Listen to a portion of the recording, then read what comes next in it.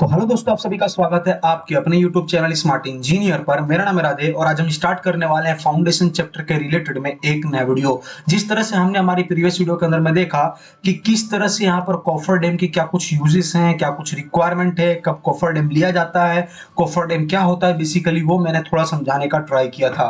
तो अगर आप देखना चाहते हो तो जाकर के देख सकते हो, उसकी वीडियो यहाँ पर आपको आई बटन में मिल जाएगी।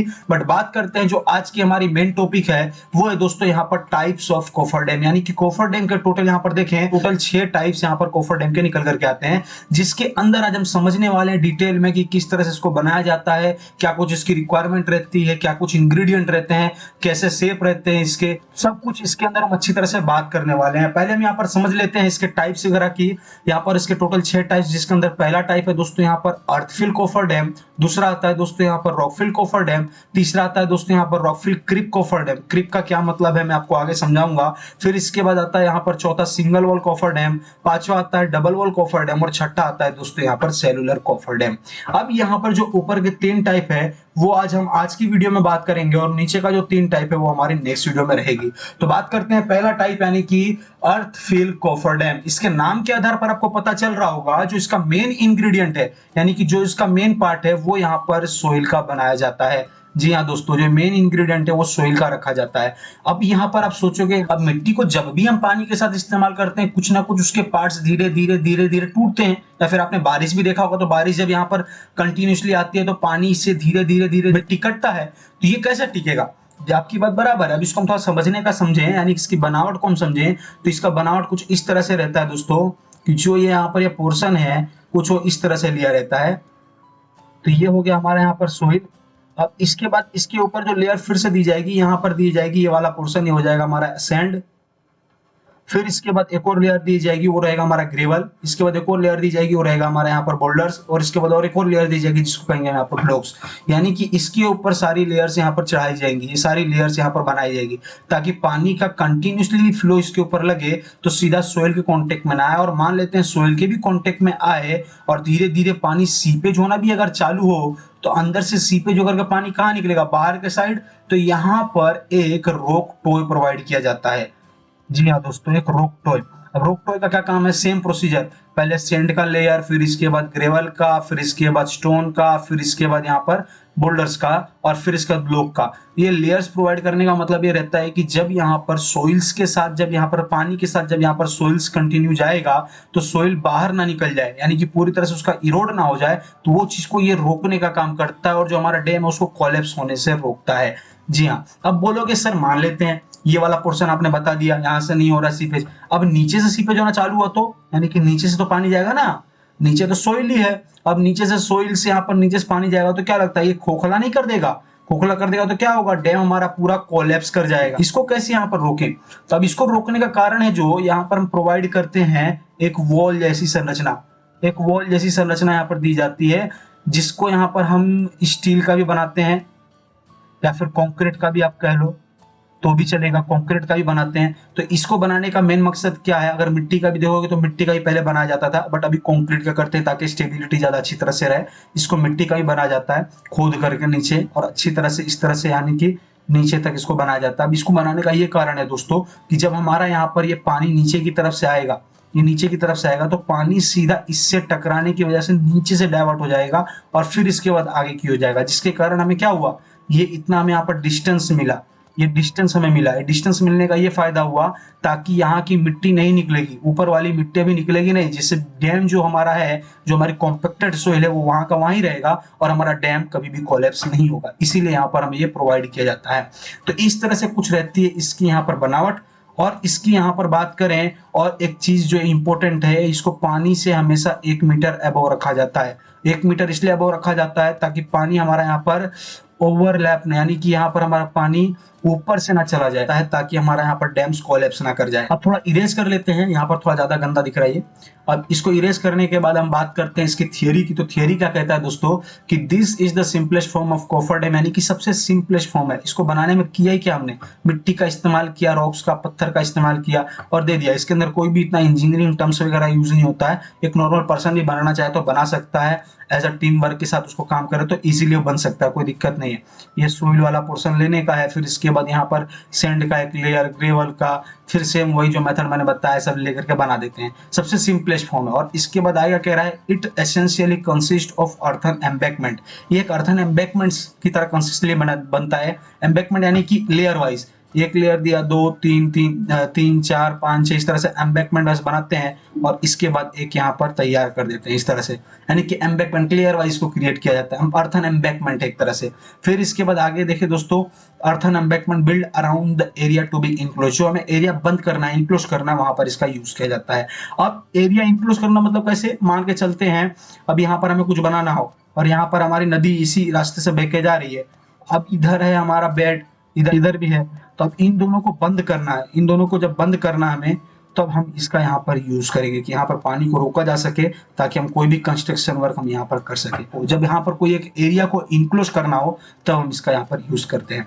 फिर इसके बाद आगे की ओर देखिए तो आगे क्या लिख करके आ रहा है कि it is constructed place where the depth of water is not much से 1.3 to 1.8 मीटर। जो पानी की यहाँ पर गहराई है वो यहाँ पर 1.3 से लेकर के 1.8 मीटर तक होनी चाहिए। And the velocity of flow is low, पानी यहाँ पर जो इसकी वेलोसिटी है, जो इसकी बहने की क्षमता है, जो इसकी स्पीड है, वो यहाँ पर लो होनी चाहिए। जो ये फ्लो कर रहा है वो बहुत लो होना चाहिए। ज्यादा तेजी मात्रा में पानी होगा तो क्या होगा, इसको तोड़ देगा, इसके ऊपर उतना प्रेशर क्रिएट करेगा कि ये बह जाएगा।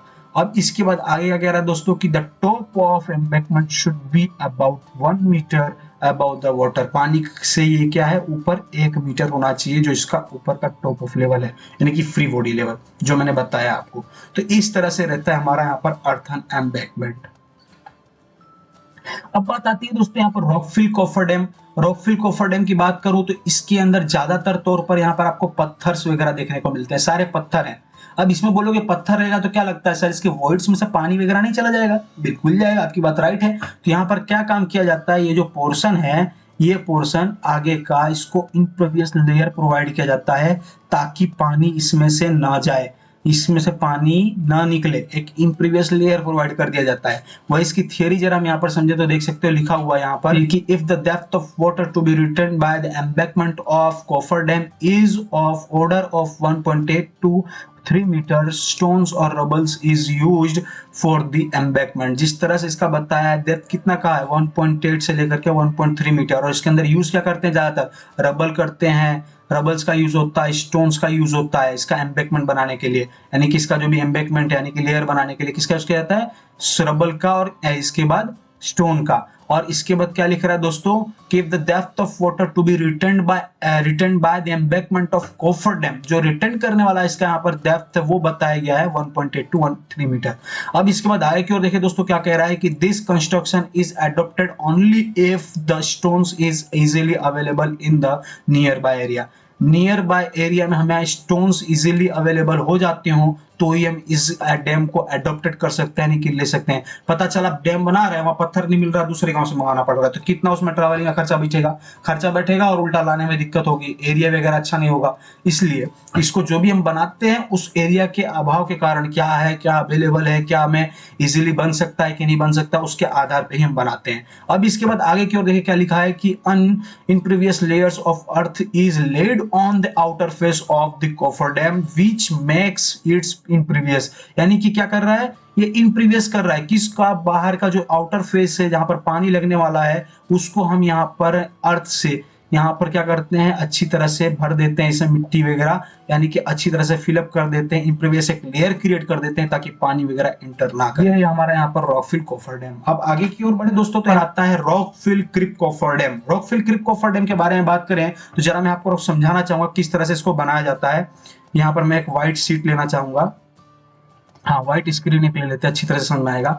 अब यहाँ पर हमें रॉकफिल क्रिक कॉफर डैम तैयार करना है, मान के चलते हैं, मतलब ये हो गया हमारा पानी वाला एरिया, पानी यहाँ से आ रहा है और यहाँ पर हमें कुछ डैम्स वगैरह, मान लेते हैं यहाँ पर कुछ कंस्ट्रक्शन वगैरह करना हो या फिर पानी को ही रोकना हो, तो हमें इस डैम को तैयार करना है, फिर टेम्पररी समझ के चले कोई भी ऐसा नॉर्मल पानी वगैरह है तो उसमें भी हमारा काम हो सके, जैसे मिलिट्री वगैरह के बंकर्स वगैरह बनाने या फिर मिलिट्री के लिए रास्ता क्रिएट करना होता था, पानी में से जा नहीं सकते हथियार वगैरह फिर टैंकर वगैरह, तो हम क्या काम करते हैं कि एक टेम्पररी ऐसा हम यहाँ पर कोफर डैम तैयार करते हैं ताकि हम यहाँ से वहां जा सके। तो ऐसा भी हो सकता है। तो इसमें क्या काम करते हैं हम, यहाँ पर टिम्बर्स वगैरह का यूज करते हैं। टिम्बर्स वगैरह किस तरह से यूज करते हैं, हॉरिजेंटली।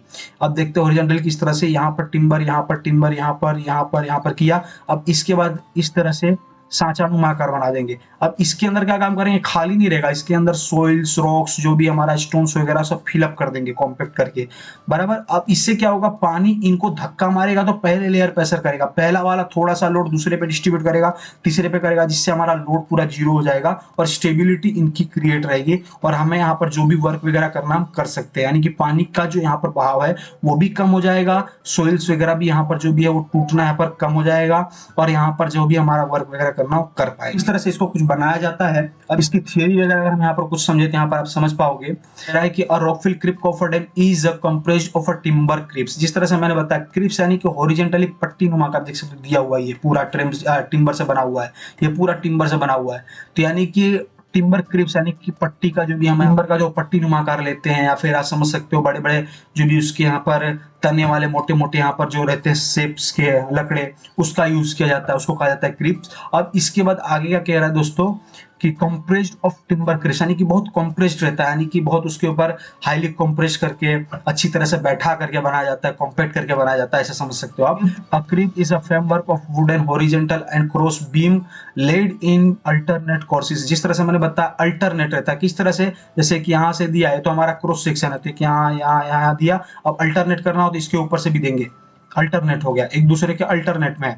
फिर इसके बाद आएगा, कह रहा है कि the cribs are open at the bottom and the filled with rocks, gravels and earth. जिस तरह से मैंने बताया, इसके अंदर फिलअप क्या करते हैं, रॉक्स, ग्रेवल्स, अर्थ, जो भी है सब इसके अंदर फिलअप कर दिया जाता है। Gives stability to the cribs against overturning और स्लाइडिंग। जिस तरह से इसके ऊपर पानी का लोड लग रहा है, पानी का लोड लगे जा रहा है, तो ये क्या होगा, इसकी वजह से क्या होगा, अगर हम अर्थन का या फिर रॉक्स का, ग्रेवल का इस्तेमाल करेंगे अंदर भरने पर, तो हमें एक स्टेबिलिटी प्रोवाइड करेगा ताकि हमारा जो डैम है वो यहाँ पर ओवरटर्निंग ना हो जाए या फिर स्लाइडिंग ना हो जाए, खसक ना जाए, तो उसके मुकाबले में हमें एक स्टेबिलिटी प्रोवाइड करता है। तो इस तरह से है हमारा यहाँ पर रॉकफिल क्रिप कोफर डैम।